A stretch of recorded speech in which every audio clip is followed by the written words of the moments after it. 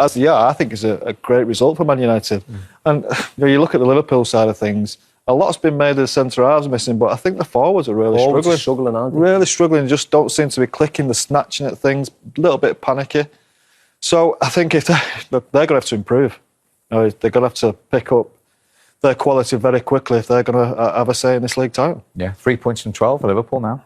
Well, that run's not good enough. I think today was pretty circumstantial in terms of the result, the performance. I don't think either manager will be too disappointed. I think Solskjaer will be happy, very happy. I don't think Jurgen Klopp will be too disappointed. It's really important that they didn't go 6 points clear today, Manchester United. I mean, that's really important. So it was one of those games where the longer it goes, you didn't see Liverpool throwing on attacker after attacker. It was almost like, it's not so bad, don't give this game away. And if anything, Manchester United looked the more dangerous the longer the game went on. OK, so 0-0 at Anfield, still one very important game to come today. Of course, Pep Guardiola and Manchester City will have been watching the outcome at Anfield with interest before they take to the field at the Etihad to face Crystal Palace. Earlier today, a return for winning ways, 3 goals and 3 points for Spurs. That after those wins yesterday for West Brom, for Brighton, for West Ham, for Chelsea and for Leicester. And of course, the match week is rounded off in the Monday night football with Arsenal against Newcastle United. So in terms of the first and third places, it's as you were before kickoff. Manchester United go on to 37 points, 2 clear of Leicester, themselves 1 clear of the champions. Spurs have gone 4th, and Manchester City now know if they beat Crystal Palace in our final game of the day, they go into 2nd place, and they also significantly go above the champions Liverpool for the first time all season. And of course, they play again in the week against Aston Villa, so there is a chance by Wednesday evening they could be top of the Premier League. At the bottom, Sheffield United still with 5 points, still 11 clear of safety. West Brom and Fulham, the other 2 teams, of course, in the relegation zone. West Brom boosted by that win yesterday, and likewise Brighton, who are up to 17 points, just 2 behind Newcastle, who play Arsenal tomorrow. United 0-0 at Anfield between the champions and the league leaders. Let's hear from the captain, shall we? Here is Harry Maguire. Harry, ended on as even. What did you make of it? I thought they started the game better than us, and then I think the second half we come into it a lot more, was a lot braver on the ball, and we created the best 2 chances of the game, and on another day we win the game. Was the whole thing a fairly cagey affair? Yeah, it was cagey, but it was 2 good teams matching up, and we found it difficult the first half to get a rhythm to the game. The press was high, we knew it was going to be high, but the intensity, we didn't get the rhythm with the ball. We spoke about it at half time. We was 0-0 at half time, and we was disappointed in our performance. We thought we could have done a little bit better. The second half I felt was a lot better, and we created openings, and like I say, we had two great chances and 2 great saves. Were you disappointed you weren't able to exploit the fact they didn't have first choice centre halves? Well, there's a lot of talk about the first choice centre halves, but they've had a great defensive record ever since they've had all these injuries. So it just shows that they've got lots of options there. Obviously, Jordan's gone in there, and I've played with him numerous times. He can play in there, and no, I think obviously we knew that they were short on centre halves, but like I've said, they've got lots of options, and ever since they've had all these injuries, the defensive record's been good. Is it a better point for you, do you feel, than for them? Because obviously it maintains the gap between you. Well, some people will look at that, but no, we come into the game, we wanted to win. You could see our intent in the second half. We wanted to go on and get the 3 points. So I haven't been in the dressing room, but I'm sure we'll feel a little bit disappointed in there that we haven't come away with the 3 points. But like you say, it's a point. It's a tough place to come, and we've got to move on now and get a result next week. Is that in itself, what you just said, a measure of how far you've come? You're disappointed with a point at Anfield?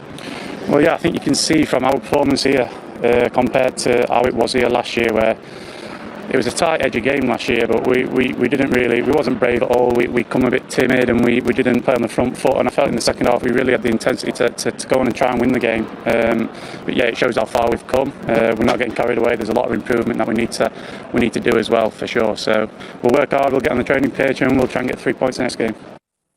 So that's the view of the captain of the Premier League leaders. What about the skipper of the Premier League champions? Here's the views of Jordan Henderson. Jordan, what's your reaction to the game? we'll be a little disappointed that we haven't took the 3 points at home. You know, I thought we'd done enough to win the game, especially first half. A lot of the ball, creating chances, just couldn't find the back of the net really. But yeah, they had 1 or 2 chances as well, to be fair to them. We know they're dangerous on the counter-attack, so they had 1 or 2 chances. But overall, I felt as though we were the better team to win the game. Do you think perhaps it just wasn't quite clicking for you in the final third? Yeah, it seems to be the problem at the minute, you know, in the box, just finding that little bit of luck, a drop to someone and get a clean strike on it, or ricochets off someone and goes in. So that can happen in football sometimes. You just got to keep going, keep working hard, and hopefully it can change quickly. How much was it a game of punch and counter-punch today? Well, we were dangerous on the counter-attack. They're dangerous, obviously, away from home. The record speaks for itself. So we knew it would be a tough game. But like I said, I thought performance level was really good, you know. Counter-pressing, winning the ball back quickly was good. They're always going to have 1 or 2 moments, but it's about trying to limit that. And I felt as though we did that well today. And overall, again, like I said, we'll be disappointed not to take the 3 points. You say to find that goal, you need a bit of luck. It doesn't help when the ref blows slightly early on the stroke half-time. Yeah, we weren't happy about that, as you can imagine. Strange, very strange. You know, I think he's through on goal if he doesn't blow that. So I don't know. Yeah, we're frustrated at half time, but still plenty of time for us to score a goal. But again, just lacked that quality in the last bit. We're not quite at the halfway stage of the season. Where do you think you are right now as a team? Well, I would say the performance level hasn't been up to the standard over the last few weeks, as we know. But again, this group of lads is showing that we've just got to keep going, keep working hard, keep improving. It's a strange season for everyone this year, I feel, you know. So, yeah, we'll not stop now. You know, we want to keep going. I think again, performance level was very good today, and that's all you can do is leave everything on the pitch, give everything. And I felt as though we did that today, so we can't be too down. You know, I think yes, we want to win, and we tried our best to win today. Unfortunately, we couldn't find the goal to make that happen. But ultimately, it was still a long way to go. Still a lot of points to play for, and we'll give everything right until the end. Lastly, as a makeshift centre half again, proud of a clean sheet. Yeah, of course, you know, against United and like you said, the quality they possess. Clean sheet is a positive for us. So, yeah, it's interesting to play there. It's difficult at times, but, you know, the manager's asked us to do a job, and I just try my best to do that. Well done today. Thank you. Thank you. Clean sheet. They are still 68 Premier League games unbeaten at Anfield. This time last season, they were 13 points clear at the top of the table. They, of course, 3 off Manchester United this evening. Now, he's raised that half-time whistle again that we talked about a little jovially, but he was very serious that they're not happy with this, Michael. Well, I wouldn't be, to be honest. If I was Sadio Mane, or if I was anyone in the Liverpool team, I think I'd be a little bit annoyed. I mean, the whistle goes literally as he's about to, run in on goal, or the ball has just left his foot, let's say. I don't know. I know the lads are... The whistle goes as it's time for the half-time. Well, of course, but that's not necessarily what happens, is it? I mean, if there's a chance through it... Well, not, the suggestion is it's 5 seconds output. 5 seconds early, the whistle. Yeah. Is it really? Oh, well, that makes a difference there. No, but even if it had been on the dot, I still think if you're about to cross a ball into the box or about to play a through ball or something... if the time's up, Michael... No, but you have to blow the whistle. You can't... Normally let a corner come in and things like that. So I think over time you will see that referees, and I'm trying to keep my unbiased hat on, as an attacking player, normally referees let it go until the chance has fizzled out. Okay. Paul's still not having it. But we do know... Let's just play to Liverpool scoring. I think if it's one-on-one, you don't blow the whistle, but that scenario, I'm not even interested in that. Doesn't even... He was one-on-one, though. Yeah, he was 1-on-3. As Matt said, I probably would have missed. His finishing's not been the best lately. Oh.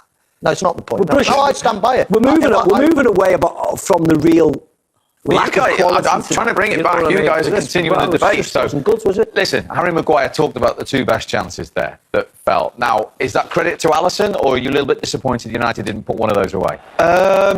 The first one, probably credit to Alisson. It's a good stop with his feet. I'd still expect to score. What is he on the 6-yard box there? I still expect to score. That's one where Michael will probably tell you finishing wise better. I think it's one where you go high, Michael, into the roof of the net. But Alisson, give him credit. He makes a good save, and look, he made two great saves. The other chance, Pogba, I think Pogba has to go low. He's hit it well, don't get me wrong, he's just smashed it, but it's high. I think anything low, it gives you a chance. It can go either side of it, it can go through his legs, it can ricochet off his legs. He slams it right into his body, which I'm not saying it makes it easy for him, but Alisson, he won't really know too much about that. It's just really hit him rather than him saving it. He caught it really well, hasn't he? I mean, Alisson is just phenomenal. Best goalkeeper in the world, in my opinion. He makes, he rarely makes saves that you think, wow, that's unbelievable, but he does everything. So he never makes a mistake. He makes it hard for the attacker.